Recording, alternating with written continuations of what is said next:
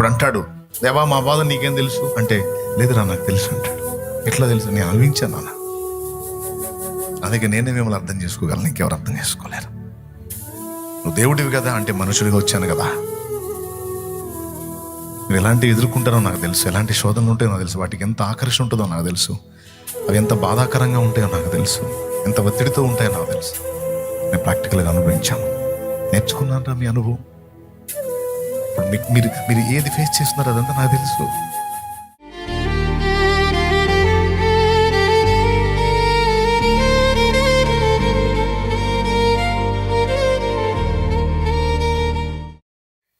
చదువుకెళ్ళి చదువుకొని ఒక ఏజ్కి వచ్చేటప్పటికి మన మైండ్ సెట్ ఎలా మారింది?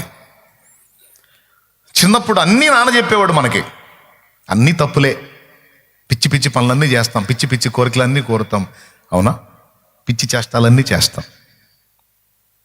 కానీ ఒక ఏజ్కి వచ్చేటప్పటికి అటు చదువు వల్ల, ఇటు సమాజంలో అనుభవాల వల్ల కొంచెం కాస్త అవగాహన పొంది చివరికి ఏ స్థాయికి వస్తామంటే, అది కరెక్ట్ కాదు నాన్న, అలా చేయకూడదు, ఇట్లా చేస్తే బాగుంటుంది అని నాన్నకే సలహాలు ఇచ్చే స్థాయికి వెళ్తాం. ఎంతమంది ఒప్పుకుంటారు? చెప్పరేమయ్యా, మీ నాన్నకు ఆలోచన చెప్పలేదా నువ్వు? నువ్వు లైన్లోకి వచ్చేసరికి ఆయన పోతే చేయగలిగింది ఏం లేదు. నువ్వు లైన్లోకి వచ్చేసరికి ఆయన పోతే చేయగలిగింది ఏం లేదు మా. ఒకవేళ ఆయన ఉంటే పిల్లగా ఉన్నప్పుడు పొద్దస్తమానం నీకు చెప్తాడు, నువ్వు అడుగుతానే ఉంటావు, నీకు చెబుతానే ఉంటాడు. కానీ ఒక ఏజ్కి వచ్చేసరికి సమాజం కొన్ని అనుభవాలు నేర్పుతుంది, చదువు కొన్ని పాఠాలు నేర్పుతుంది. వెరసి నాన్న ఎలాగైతే కొన్ని అనుభవాలు పొంది ఘనుడయ్యాడో, అలాగున నువ్వు కూడా అనుభవాలు పుట్టగా మారిపోతావు. మరి ఎదిగే కొద్దీ పిల్ల చేష్టాలన్నీ మానేసి పెద్దవాళ్ళ ప్రవర్తించటం, బాధ్యతల్లోకి రావటం, అట్లా చేసి ఫైనల్గా నాన్నకే ఆలోచన చెప్పే స్థాయికి వస్తావు. అప్పుడు తృప్తి చెందుతాడు నాన్న.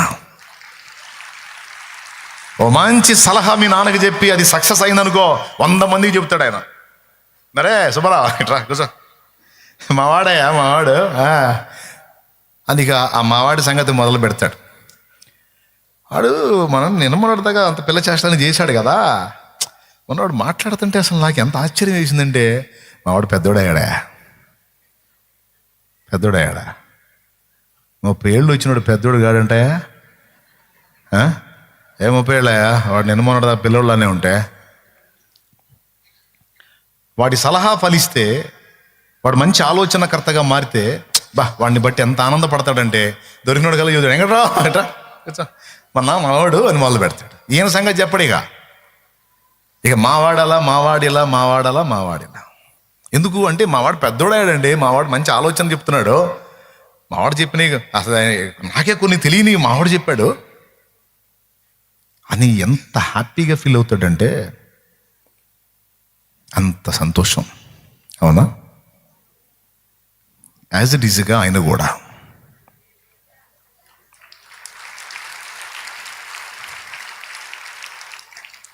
అలాగే. కాకపోతే ఆ హాస్టల్ మనకు అర్థమైద్ది, ఆ స్కూల్లో ఆ చదువులు మనకు అర్థమవుతాయి, ఈ చదువు అర్థం కాదు.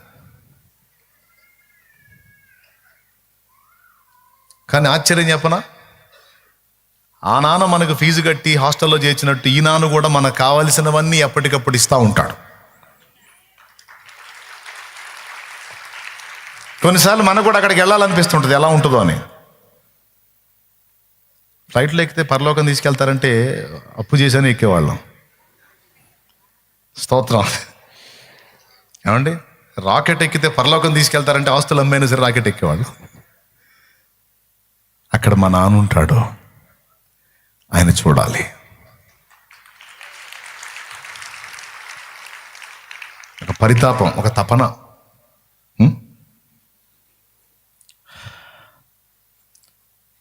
హాస్టల్లో ఉంటే వాడు ఒక 4-5 సంవత్సరాలు ఉంటేనే చాలా సంవత్సరాలు ఉన్నట్టు. అలాంటిది 70-80 ఏళ్ళు 100 ఏళ్ళు అంటే ఇక్కడ ఏందండి ఆయన వదిలిపెట్టి? ఎవరిని వదిలిపెట్టి? నాన్న వదిలిపెట్టి. ఈ 60-70-80 ఏళ్ళకే అసలు ఉన్నావా? నువ్వే నన్ను కన్నావా? కనికరం అనేది ఏదైనా ఉందా? ఉంటే ఒక్కసారన్నా కనపడాలి కదా. కనీసం దగ్గరకు వచ్చి ధైర్యం చెప్పాలి కదా. అడ్రస్ లేవు. ఎన్ని సంవత్సరాలు నీ కోసం ఎదురు చూడాలి, ఒక్కసారి నాకు కనపడలేదు అని అడుగుదామా? ఆయన ఏమంటాడు తెలుసా? 80 ఏళ్ళు కాదు, 100 ఏళ్ళు నువ్వు భూమి మీద ఉంటే కూడా ఆయన ఏమంటాడో తెలుసా? ఎంతసేపు అయిందిరా నా దగ్గర నుంచి నువ్వు వెళ్ళి అంటాడు ఆయన. ఎంతైంది? 100 ఏళ్ళు అంటావు నువ్వు. ఒరే, నా దృష్టికి 1000 ఏళ్ళు ఒక సంవత్సరం లాగుంది, ఒక దినం లాగుందిరా, ఒక రోజు లాగుంది అంటాడు. సంవత్సరం కాదు, రోజు. 1000 ఏళ్ళు ప్రభు దృష్టికి ఒక దినము. ప్రభు దృష్టికి ఒక దినము 1000 సంవత్సరముల వలెను, 1000 సంవత్సరములు ఒక దినము వలెను ఉన్నాయని రాస్తుంది బైబిల్లో. 1000 ఏళ్ళు ఒక దినం అయితే ఇప్పుడు మనం బతికిన 100 ఏళ్ళు నిమిషాల్లోకి వచ్చిద్దా, సెకండ్స్లోకి వచ్చిద్దా? దేవునికి స్తోత్రం కలుగును గాక. ఇవన్నీ బైబిల్లోనే ఉన్నాయి. పేతురు పత్రిక 2 పత్రికలో 3వ అధ్యాయంలో అంటాడు ఆ మాట. ప్రభువు దృష్టికి ఒక దినము 1000 సంవత్సరముల వలెను, 1000 సంవత్సరములు ఒక దినము వలెను ఉన్నవి. పేతురు రాసిన 2 పత్రిక 3వ అధ్యాయము 8వ వచనం. ప్రియులారా, ఒక సంగతి మరచిపోకుడు, ఏమనగా ప్రభు దృష్టికి ఒక దినం 1000 సంవత్సరములను, 1000 సంవత్సరం ఒక దినము వలెను ఉన్నాయి. దీన్ని బట్టి ఆలోచించండి. ఇప్పుడు ఎంతకాలం అయింది మనం తండ్రిని వదిలిపెట్టి, తండ్రి మనల్ని వదిలిపెట్టి? నిమిషాల్లోకి వచ్చిద్దా, సెకండ్స్లోకి వచ్చిద్దా? ఈ లెక్క ప్రకారం కదా, చాలా తక్కువ. దానికి మనకు సుక్కలు కనపడుతున్నాయి. నేనేమన్నా కల్పించి చెబుతున్నానా? లేఖనాల్లో ఉందా? ఇది అర్థమైతే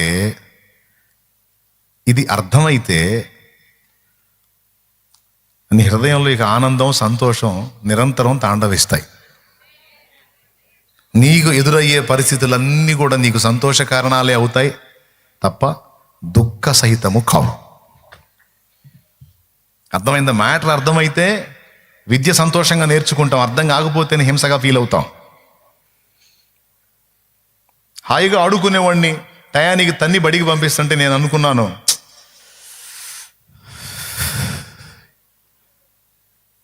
వీళ్ళు ఎటుగుడి పంపకుండా మానరు, ఆ టీచర్కి ఏమన్నా అయితే బాగుండు, కొద్ది రోజులు సెలవు వచ్చింది, ప్రశాంతంగా ఆడుకోవచ్చు అనుకునేవాడిని. వీళ్ళకి ఏం కాకూడదు, అమ్మా నాన్న కదా వీళ్ళు బతికుండాలి, ఎందుకంటే బాగుండాలి, నాకు ఫుడ్ పెట్టాలి కదా. టీచర్ ఏం లేదు, కొడుతుంది కాబట్టి ఆమెకేమన్నా అయితే బాగుండు, ఒక వారం 10 రోజులు సెలవు వచ్చింది, ఆ కోటింగ్ తప్పిద్ది, నేను బడికి పోయే పరిస్థితి తప్పిద్ది, కనీసం 1 నెల రోజులు ఆమె బెడ్ మీద నుంచి లేవకూడదు. అట్లాంటి దిక్కుమాల కోరికలు వచ్చాయి నాకు. ఎందుకు? ఆ బాధ పడలేక. రాసిద్ది, కొన్నిసార్లు రాయమంటది, రాయకపోతే అదే పలక తీసుకొని పెట్టా బాధిద్ది. తర్వాత తొడపాసం పెట్టుద్ది. ఇక ఆమె ఎలా తిప్పుద్దో అలా తిరిగిపోవటమే. కట్టె వరసే కొడితే కర్రతో కొట్టినట్టు ఉంటుంది. కాబట్టి ఇక అప్పుడప్పుడు ఆపిల్ కాయలు తీసుకెళ్ళి ఇస్తుంటారు లంచాలు, నా జోలికి రావద్దు తల్లి అని. అయినా సరే కాయ తీసుకొని అక్కడ పెట్టి మళ్ళీ చూసి తేడా వస్తే పెట్టమని పీకిద్ది. కాయ ఇచ్చిన కృతజ్ఞత కూడా లేదు, నేను తిన్నా పోయేది అనుకునేవా. దేవునికి స్తోత్రం కలుగును గాక. కానీ ఆ టైపులో ఆమె చెప్పకపోతే, అసలు ఆ పునాది అక్షరాల దగ్గర నుంచి పునాది పడకపోతే ఈరోజు ఇన్ని విషయాలు చదవగలిగేవాడిని కాదు కదా. ఉచ్చారణలో తేడా వచ్చినా తన్నేది. సాంస్క్రిట్ శ్లోకాలు, మంత్రాలు చదవగలుగుతున్నాం అంటే ఉచ్చారణ దోషం వచ్చినా కొట్టేది. ఏ పదాన్ని ఎలా పలకాలో అలా పలకాలి. ఆ పునాది నాకు బాల్యంలోనే పడింది, చాలా చిన్న వయసులో పడింది. ఒకప్పుడు నాకు హింసకు కారణమైనటువంటి విద్య నేర్పిన గురువు, చదువుకు పంపిన తల్లిదండ్రులు విలన్స్లా కనపడ్డారు. ఈరోజు వాళ్ళు నాకు దేవుడి తర్వాత ఆ స్థాయిలో కనపడుతున్నారు. తమ్ముడు, చెల్లి, ఇదంతా మీ అవగాహన కోసం చెప్తున్నాను నేను. జీవితంలో నువ్వు ఫేస్ చేస్తున్నటువంటి ప్రతి అనుభవం, ప్రతి పరిస్థితి దేవుని అనుమతి లేకుండా, దేవునికి తెలియకుండా ఏది రాలేదు.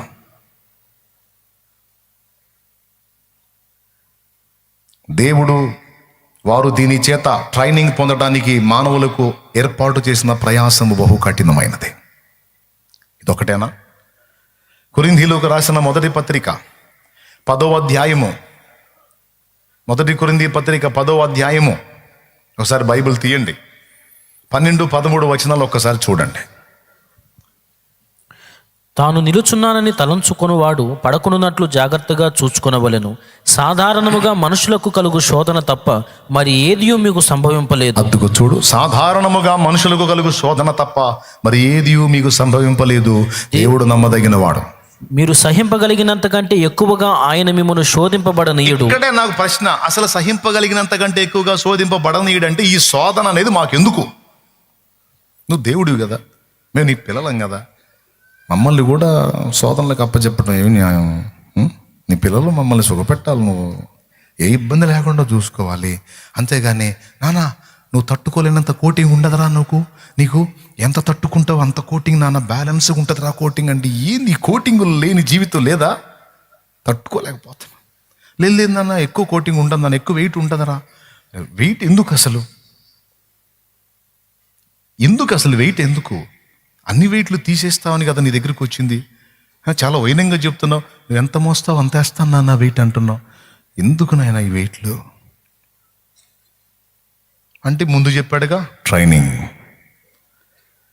సాధారణముగా మనుషులకు కలుగు శోధన తప్ప మరి ఏది మీకు సంభవింపలేదు. దేవుడు నమ్మదగిన వాడంట. నమ్మదగిన వాడైతే మీరు సహింపగలిగినంత కంటే ఎక్కువగా ఆయన మిమ్మల్ని శోధింపబడనీయడు. ఎంత సెగ అవసరం అంత సెగే. ఇంకా ఎక్కువ సెగ తగిలిందంటే నువ్వు మాడిపోతావని తెలుసు. అందుకని మాడనీయుడు, అలాగని ప్రశాంతంగా ఉండనీయుడు. తగినంత సెగ. ఇక్కడ ఇట్లా అన్నాడా?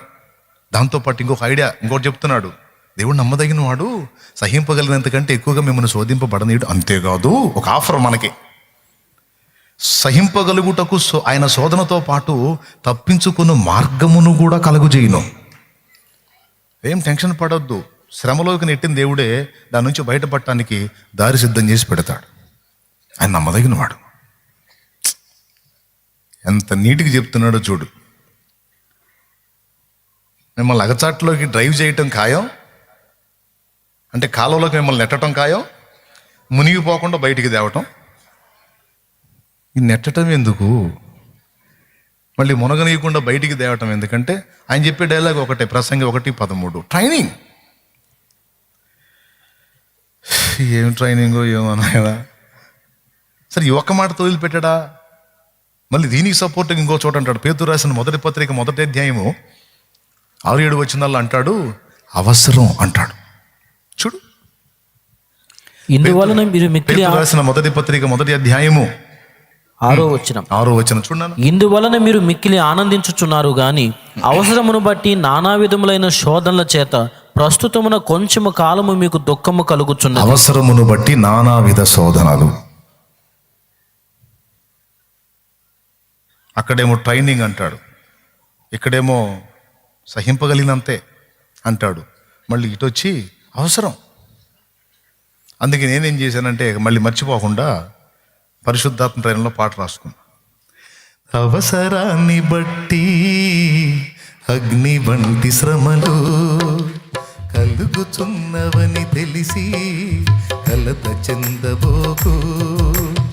అవసరాన్ని బట్టి అగ్ని వంటి శ్రమలు కలుగుచున్నవని తెలిసి కలత చెందబోకు. నిన్ను పిలిచిన దేవుడు నమ్మదగినవాడు, శోధనలో నిన్ను విడిచిపెట్టిపోడు. కంటి పాపల తోడుండి నిన్ను కాచుకుంటాడు, కన్న తండ్రిలా తోడుండి నిన్ను ఆదుకుంటాడు. నమ్మునిస్తమా, ఇది సత్యం, పీడబోకుమా విశ్వాసం. నీ ఆశ నిరాశ కానే కాదు, వేదన ఎందుకు? నీ కన్నీరు కలకాలముండదు, కలతే చెందకు. దేవునికి మహిమ. కాబట్టి మనం ఇంత వ్యవహారంలో ఉన్నామని అన్యుడికి తెలుసా?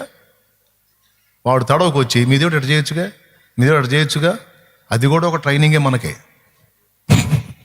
వాళ్ళు ఆ టైపులో వచ్చి మనల్ని శోధించడం కూడా ట్రైనింగ్లో భాగమే. అరే మా బాధలతో మేం చేస్తుంటే ఈడు కూడా తడవకు వచ్చి మీ దేవుడు అట్ట చేయొచ్చుగా, మీ దేవుడు ఎట్ట చేయొచ్చుగా, మీ దేవుడు ఉంటే ఎట్ట జరిగిద్దా, అసలు మీకు ఏం చేశాడు? మరి అంతే కదా, మన పక్కన ఒకడు చేరి మనం వెంబడిస్తున్న వానికి వ్యతిరేకంగా మాట్లాడుతుంటే అప్పుడు మన ఫీలింగ్స్ ఏంటనేది అక్కడ అబ్జర్వ్ చేస్తూ ఉంటాడు. ఇది కూడా ట్రైనింగ్, ఇది కూడా ట్రైనింగు టెస్టింగ్. మన చదువంతా అదేగా, చదవటం, ఎగ్జామ్ రాయటం, ఫెయిల్ అయితే మళ్ళీ చదవటం, మళ్ళీ రాయటం అన్నట్టు నిద్రలు మేలుకొని చదివి కూడా ఎగ్జామ్ రాయాలి, ఫెయిల్ అయితే మళ్ళీ చదవాలి, రాయాలి, పాస్ అయిన దాకా రాయాల్సిందే. అన్నీ పాస్ అయ్యామా అప్పుడు పై తరగతి. మళ్ళా ఇప్పుడు మీరు గమనించారో లేదో, మన సమస్యలన్నీ ఒక్కొక్క ఏజ్లో ఒక్కొక్క టైప్లో వస్తాయి మనకి. ఇది కూడా రాసుకోండి, ఇంట్రెస్టింగ్ భలే ఉంటుంది మ్యాటరు. పిల్లలప్పుడు మనకి వేరే సమస్యలు లేవు, అప్పులు కూడా ఉందా మనకి, అమ్మాయి చూసుకుంటారు, మనకెందుకు? వాళ్ళు తన్నుకుంటా జుట్లు పీక్కుంటా ఉన్నా సరే మనం గోళీలు జేబులో పోసుకొని ఆడుకుంటాను పోతాం. ఎందుకంటే తన్నుకున్న జుట్లు పీక్కున్న టయానికి ఫుడ్ వండుతారు, తింటాం. మన కోసమే వాళ్ళు మళ్ళీ సమాధానం పడాలి. అప్పుడు మనకు అప్పులు గొడవ లేదు, ఆర్థిక సమస్య లేదు, పనికి వెళ్ళాలన్న సమస్య లేదు, బడికి వెళ్ళటమే మనకి సమస్య అప్పుడు. కాకపోతే ఆ బడికి వెళ్ళటమే మనకి కొండంత సమస్యలాగా ఉండేది అనుకో. తర్వాత అక్కడి నుంచి కొంచెం పెద్ద అయిన తర్వాత కొంచెం ఫ్యామిలీ బాధ్యతలు, బర్డెన్స్ తెలుసుకున్న తర్వాత కొంచెం కొద్దిగా మారుతుంటాయి. తర్వాత కొంచెం మనం ఏజ్కి వచ్చిన తర్వాత చదువుతూ ఉండగా నాన్నకు కానీ అమ్మకు కానీ ఏదైనా సమస్య అయితే కొన్ని కుటుంబ బాధ్యతలు మోయాల్సి వచ్చింది, అప్పుడు కొంచెం వెయిట్ పడుతూ ఉంటుంది, అవునా? ఆ తర్వాత పెళ్లి చేసుకున్న తర్వాత సమస్యలు మరో రూపం తీసుకుంటాయి. అప్పుడు దాకా సింగిల్గా మనకు సమస్య. తర్వాత మన జీవితంలో ఒక పర్సన్ ఎంటర్ అవుతారు. స్త్రీ అయితే ఒక పురుషుడు ఎంటర్ అవుతాడు, పురుషుడు అయితే ఒక స్త్రీ ఎంటర్ అయితే అక్కడ నుంచి డిఫరెంట్ సమస్యలు రకరకాలు కదా. ఒక్కొక్క ఏజ్లో ఒక్కొక్క టైపు, ఒక్కొక్కటి పాస్ అవుతా వస్తుంటే డోస్ పెరుగుతూ ఉంటుంది. దేవునికి స్తోత్రం కలుగునుగా, హల్లెలూయా. అర్థమవుతుంది కదా. ఒక్కొక్కటి రాసుకుంటా పాస్ అవుతా ఒక్కొక్క మెట్టు ఎక్కుతూ ఉంటే సమస్యలు తరగటం కాదు. మరి ఇప్పుడు 1వ క్లాస్ చదివే వాడికి 10th ఎగ్జామ్ బెటర్గా. 10th పెట్టాలంటే 10th రావాలి, అవునా? 10th పొజిషన్కి వచ్చినప్పుడు ఆ రేంజ్ సమస్య. నేను బాగా అబ్జర్వ్ చేస్తున్నాను, ఏ ఏజ్లో ఎలాంటి అగసాట్లు వచ్చినాయి, ఇప్పుడు ఈ ఏజ్లో ఏం వస్తున్నాయి, ఇంకా ఏజ్ మారితే ఏ టైప్ వస్తాయి. ఫైనల్గా ఇక కుటుంబ బాధ్యతలు అన్ని భారాలు పక్కన పెట్టి శరీర రోగాలు స్టార్ట్ అవుతాయి. అసలు సీన్ అక్కడ ఉంటుంది. ఇక కూర్చుంటే లేవలేక, లేస్తే కూర్చోలేక, కళ్ళు కనపడక, అబ్బాయి ఎవరయ్యా, కనపట్లేయ్యా, పోయినాయి, ఏంది వినపడట్లా, ఇది కూడా పోయింది. కనపడక, వినపడక, నడవలేక, కూర్చోలేక, బెడ్లోంచి లేవలేక, ఆవేశం ఆగక, చెడమడ తిట్టడం, కాస్త బీపీ ఉందిలే అమ్మ ఏమనుకోవకంటాం.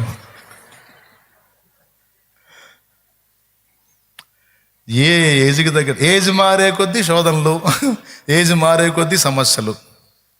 బిడ్డలారా ఒకసారి ఆలోచించండి. వివాహం అయినప్పుడు ఒక సమస్య, పిల్లలైనప్పుడు ఇంకొక సమస్య, ఆ పిల్లలు చదువుల విషయంలో ఒక సమస్య, వాళ్ళ భవిష్యత్తు విషయంలో ఒక సమస్య, చివరికి వాళ్ళు పెద్దోళ్ళే పెళ్ళిళ్ళు అయితే ఇంకొక టైపు సమస్య. ఇట్లా ఈ పిల్లలకి చదువులు, వాళ్ళ పెళ్ళిళ్ళ సమస్య అనేది 5వ తరగతి చదివాడికి ఉంటుందా? అసలు మన ఆత్మీయ ప్రగతి పొందే కొద్దీ, స్పిరిచువల్ లైఫ్లో మనం ఎదిగే కొద్దీ మన మీదికి వచ్చే శోధనల డోసు కూడా పెరిగిద్ది. ఇది కూడా గుర్తుపెట్టుకోండి. నువ్వు ఆధ్యాత్మిక ప్రారంభ దశలో ఉన్నప్పుడు వచ్చే శోధనలు వేరు, నువ్వు పరాకాష్ఠకు చేరువయ్యే కొద్దీ వచ్చే శోధనలు వేరు. ఆ దశలో ఉన్నప్పుడు నేర్చుకోవాల్సిన అనుభవాలు ఆ దశలో, ఈ దశకు వచ్చినప్పుడు నేర్చుకోవాల్సిన అనుభవాలు ఈ దశలో. టోటల్గా అవసరం అండ్ అనుభవం మూడవది ఎంతో, అంతే, ఎక్కువ కాదు. ఈ 3 రిఫరెన్స్ లేనా, ఇంకేం లేవా? ఓ మస్తున్నాయి. ఎవని నిమిత్తం సమస్తం ఉన్నవో ఎవరి నిమిత్తం సమస్తము నిర్మించబడినవో ఆ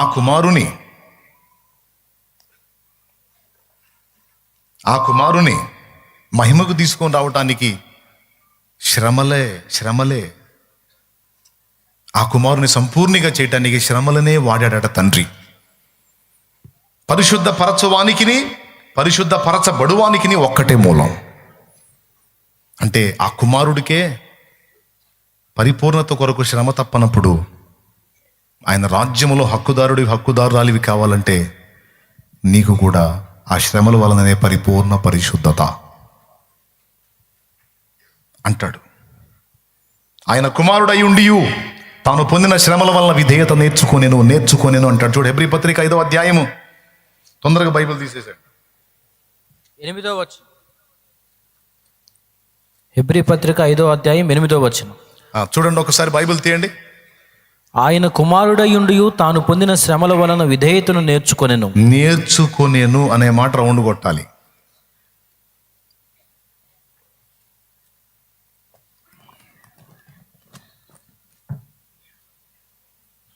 ఆయన నేర్చుకోవాల్సి రావటం ఏంటండి? నాకు అర్థం కాదు. ఈ మాట మీరు జీర్ణించుకుంటారా? యేసయ్య కూడా ట్రైనింగ్ అవసరమైందంటే మీరు జీర్ణించుకుంటారా? దాన్ని ఎలా ఆలోచించాలి ఒక్కసారి ఊహించండి మీరు. తాను పొందిన శ్రమల వలన విధేయత నేర్చుకొనేను. ఆ నేర్చుకొనేను అనే మాట రౌండ్ కొట్టి యేసయ్య నేర్చుకొనేను అనేది మనకు జీర్ణమైద్దా? ఎలా అయింది? ఆయనకు నేర్చుకునే కర్మ ఏంటి? సర్వం ఎరిగినవాడు అని మనం పాడుతున్నాంగా. సర్వాధికారివి, సర్వజ్ఞుడు. సర్వజ్ఞత అంటే అన్నీ తెలిసినవాడు. అర్థమైందా? అల్పజ్ఞుడు అంటే కొంచెం తెలిసినవాడు. అజ్ఞుడు అంటే అసలు తెలియనోడు, అజ్ఞాని. సర్వజ్ఞుడు, అజ్ఞ. సమస్తమును ఎరిగి ఉన్న దేవునికి కూడా కొన్ని అనుభవాలు లేవు. అది వింతైన మాట, కానీ నిజం. కొన్ని అనుభవాలు లేవండి. అందులో మొట్టమొదటిది ఏం చెప్పనా? అమ్మ కడుపులో 9 నెలలు ఉంటే ఎలా ఉంటుందో అనుభవం లేదు. అది మనందరికీ ఉంది. ఆ అనుభవం మళ్ళీ దూతలకు కూడా లేదు, మనకే. ఇప్పుడు యేసయ్య అమ్మ కడుపులో 9 నెలలు ఉన్నాడా లేదా? మరియమ్మ తల్లి కడుపులో ఉన్నాడా లేదా? అంతకుముందు ఎవరి కడుపులో నన్ను ఉన్నాడు ఆయన? ప్రియులారా, నా పాయింట్ మిస్ అవ్వలేదు కదా మీరు. యేసయ్యకే ట్రైనింగ్ అవసరం ఏందంట. ఎందులో? అమ్మ కడుపులో ఉంటాం ఒకటి. అసలు కాలమే లేదు ఆయనకి, ఎప్పుడు తండ్రితో ఉన్నాడు. అలాంటిది తను కూడా తండ్రితో కొన్ని గంటలు ఎడబాయాల్సినటువంటి అనుభవం అంతకుముందు యేసయ్యకి లేదు, ఇప్పుడు వచ్చింది. సిలువ మీద వచ్చింది. అంతకుముందు ఎరుగునా? సిలువ మీద ఎరిగాడు. ఓకేనా? పాపం ఎరుగని ఆయన మన నిమిత్తము పాపముగా చేయబడెను. అమ్మ కడుపులో అనుభవం కొత్తదే, తండ్రి నుంచి ఎడబాటు క్రొత్తదే, పాపముగా చేయబడుట క్రొత్తదే. ఇవన్నీ పక్కన పెడితే విధేయత అన్నాడు కదా. విధేయత అంటే ఏంటి? లోబడటం. అసలు లోబడే అవసరం ఏంటి ఆయనకి? సుప్రీంగా. అందుకని అనుభవం కూడా లేదు యేసయ్యకి. అంతకుముందు లేదు. ఎందుకు? కనుసైగతో సమస్తాన్ని శాసించగల దేవుడు ఆయన. దేవుడు సుప్రీం అయితే, తండ్రి సుప్రీం అయితే, కుమారుడు కూడా సుప్రీమే. తండ్రి శాసనకర్త అయితే కుమారుడు కూడా శాసనకర్తే. తండ్రి స్తోత్రార్హుడైతే కుమారుడు కూడా స్తోత్రార్హుడే. ఇప్పుడు చెప్పండి, ఆయన లోబడి విధేయత చూపి బెండవాల్సిన పరిస్థితి ఉందా? మరేంటి ఆయన క్యాడర్ ఏంటి? సుప్రీం. సమస్తాన్ని తన చూపుడు వేలుతో శాసించగల దేవుడు అనేవాడు. అలాంటోడు మన కోసం భూమి మీదకి వచ్చి పొంతి పిలాతు సభలో ఇట్టున్నాడు.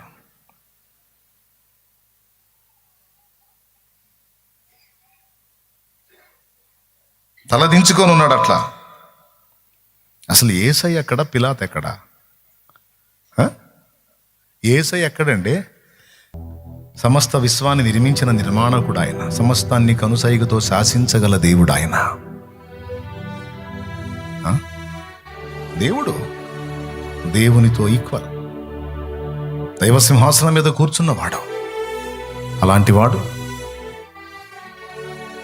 పొంతి పిలాతు సభలో మౌని అలా అలా అలా అలా ఉంటాడు. ఆయన సంఖ్యల చేత బంధించబడి. ఎవరైనా విశ్వాన్ని నిర్మించినవాడు, ఆకాశాన్ని జ్ఞానతో కొలిచినవాడు, శూన్యంలో భూమిని వేలాడదీసినవాడు, పర్వతాలను త్రాసులో తూచినవాడు, కొలపాత్రలు భూమిని కొలిచిపోసినవాడు. ఏం అనుభవం అండి అది! ఎలా సాధ్యం? తాను పొందిన శ్రమల చేత ఆయన విధేయత నేర్చుకునేను అని రాస్తుంది. మన ప్రధాన యాజకునికి, మన రక్షకునికి, మనందరి ప్రభువుకి శ్రమలే ఆ విధేయతను నేర్పాయి. ఇవన్నీ ఆల్రెడీ ఆయన అనుభవించాడా? కొత్తవా? తాను శోధింపబడి శ్రమ పడేను గనుక శోధింపబడు వారికి సహాయము చేయువాడై ఉన్నాడని రాస్తుంది.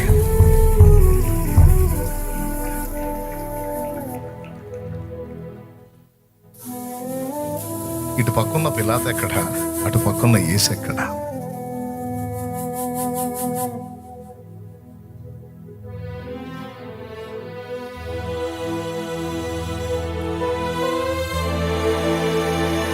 ఏమర్థమైంది పిల్లారా మీకు? అయితే ఒకటి గుర్తుపెట్టుకోండి,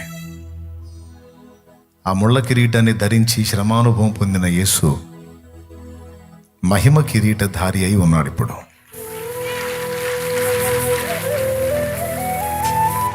ఎవరి పక్షంగానో తెలుసా? మొదట ఆయన దేవుడు మన కోసం భూమి మీదకి వచ్చి మనలో ఒకని వంటి వాడై ఇప్పుడు వెళ్ళి తండ్రి కుడిపార్శ్వమని ఎలా కూర్చున్నాడు తెలుసా? మనుష్య కుమారుడిగా కూర్చున్నాడు. అంటే ఇప్పుడు దేవుని కుడిపార్శ్వమని ఎవరుందా తెలుసా? దేవుడు కాదు, మనుష్య కుమారుడు. మనుషుల అనుభవాలు, మనుషుల స్థితిగతులు, మనుష్య ప్రపంచంలోని పరిచయాలు, మనుషుల భావోద్రేకాలు, బాధలు, వేదనలు, దుఃఖాలు, శోధనలు సమస్తాన్ని ఎరిగినటువంటి అనుభవజ్ఞుడైనటువంటి ఒక మానవుడు, దేవ నరుడైన వాడు తండ్రి కుడిపార్శ్వమందు కూర్చున్నాడు. ఆ ఒక్కడే అర్థం చేసుకోగలడు, ఆ ఒక్కడే మన పక్షంగా విజ్ఞాపన చేయగలడు. తండ్రి వాళ్ళ కండిషన్ నాకు తెలుసు, వాళ్ళు ఏ విధంగా ఆ పొజిషన్లో ఉన్నారో నాకు తెలుసు, ఎందుకు అలా ఉన్నారో నాకు తెలుసు. అక్కడ పరిస్థితి అలా ఉంది. వాళ్ళు ఎదుర్కొంటున్న పరిస్థితులు చాలా జటిలంగా ఉన్నాయి. తండ్రి, నేను వెళ్ళొచ్చాను, ఆ శోధనలన్నీ నేను అనుభవించి శ్రమపడ్డాను. నా బిడ్డలు అదే కండిషన్లో మరి సాయించి అని మన పక్షమున విజ్ఞాపన చేస్తున్నాడు. మన దోషములను పరిహరించమని ప్రార్థిస్తున్నాడు. తండ్రి కుడిపార్శ్వమని ఎందుకు ఉండాలి ఆయన? ఎందుకున్నాడు అంటే మన పక్షమున విజ్ఞాపన చేయటానికి ఉన్నాడు. ఎందుకంటే ఆ ఒక్కడే మనల్ని అర్థం చేసుకోగలడు. ఎందుకంటే ఆయన భూమి మీదకి వచ్చాడు, నేర్చుకున్నాడు. ఇప్పుడు అంటాడు, దేవా మా బాధ నీకేం తెలుసు అంటే, లేదురా నాకు తెలుసు అంటాడు. ఎట్లా తెలుసు? నేను అనుభవించాను నాన్న, అలాగే నేనే మిమ్మల్ని అర్థం చేసుకోగలను, ఇంకెవరు అర్థం చేసుకోలేరు. నువ్వు దేవుడివి కదా అంటే, మనుషుడిగా వచ్చాను కదా. మీరు ఎలాంటివి ఎదుర్కొంటారో నాకు తెలుసు, ఎలాంటి శోధనలు ఉంటాయో నాకు తెలుసు, వాటికి ఎంత ఆకర్షణ ఉంటుందో నాకు తెలుసు, అవి ఎంత బాధాకరంగా ఉంటాయో నాకు తెలుసు, ఎంత ఒత్తిడితో ఉంటాయో నాకు తెలుసు. నేను ప్రాక్టికల్గా అనుభవించాను, నేర్చుకున్నాను మీ అనుభవం. ఇప్పుడు మీరు ఏది ఫేస్ చేస్తున్నారో అదంతా నాకు తెలుసు. చూడండి, మన ప్రధాన యాజకుడు మన బలహీనతలలో సహానుభవం లేనివాడు కాడు, కానీ ఆయన సమస్త విషయంలో మన వల్ల శోధింపబడిన నువ్వు పాపము లేనివాడుగా ఉంటేను. హెబ్రీ పత్రిక 4:15 మన ప్రధాన యాజకుడు మన బలహీనతలో సహానుభవం కలిగిన వాడయ్యాడు. ఇదంతా ఎలాగా? ఒకప్పుడు లేదు ఆయనకి.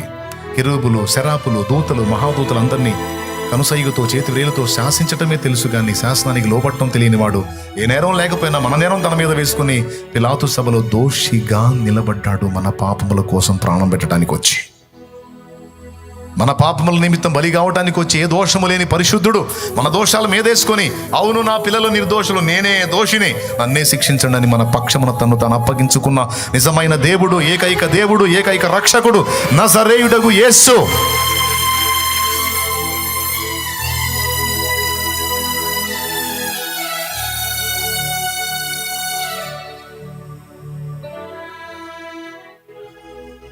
థ్యాంక్ యూ నాన్న, థ్యాంక్ యూ. ప్రభువుకే శ్రమలలో విధేయత నేర్పేట. పరిశుద్ధ పరచువానికి పరిశుద్ధ పరచబడువానికి ఒక్కటే మూలం. చూడండి, హెబ్రీ పత్రిక 2వ అధ్యాయము 10వ వచనం చదువు నాయన. ఎవని నిమిత్తము సమస్తమును ఉన్నవో. ఇంకొక వచనం కూడా 9 నుంచి చదువు. నేను చెప్పిన మాట ఉంటుంది అక్కడ. 2:9 నుంచి చదువు నాన్న. దేవుని కృప వలన ఆయన ప్రతి మనుషుని కొరకు మరణము అనుభవించున్నట్లు దూతల కంటే కొంచెము తక్కువ వాడుగా చేయబడిన యేసు మరణము పొందినందున మహిమా ప్రభావములతో కిరీటము ధరించిన వానిగా ఆయనను చూచుచున్నాము. అదుగో ముళ్ళ కిరీటం ధరించిన ప్రభు ఇప్పుడు మహిమ కిరీటధారి అయి ఉన్నట్ట. దేవునికి స్తోత్రం కలుగును గాక. చదువు నాన్న. ఎవని నిమిత్తము సమస్తమును ఉన్నవో, ఎవని వలన సమస్తమును కలుగుచున్నవో ఆయన అనేకులైన కుమారులను మహిమకు తెచ్చుచుండగా వారి రక్షణకర్తను శ్రమల ద్వారా సంపూర్ణిగా చేయుట ఆయనకు తగును. దేని ద్వారా అమ్మా? అందరు చెప్పండి అమ్మా. నాకు ఈ బాధలేందన్నా, నాకు ఈ కష్టాలేందన్నా, నాకు ఈ సమస్యలేందన్నా.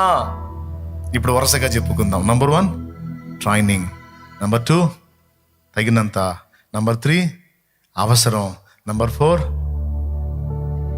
సంపూర్ణ సిద్ధి కొరకు.